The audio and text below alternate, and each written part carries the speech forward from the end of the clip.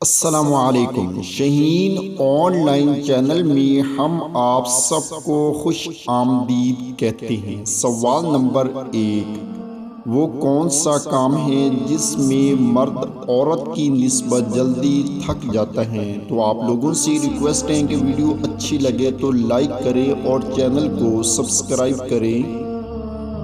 तो जवाब है दोस्तों, शॉपिंग।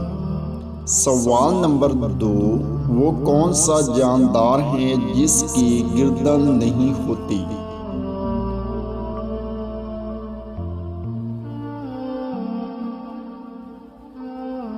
तो जवाब है दोस्तों, मछली। सवाल नंबर 3, लड़की के जिस्म का वो कौन सा हिस्सा है जो हर 2 माह बाद तब्दील हो जाता है? तो अपना आंसर कमेंट में दें। तो जवाब है दोस्तों, आईब्रो। सवाल नंबर 4, शुरू में देखा लंबा था, डर लगा, जोर लगाया, हो गया, बताओ क्या है वो? तो अपना आंसर कमेंट में दें। तो जवाब है दोस्तों, पेपर, एग्जाम।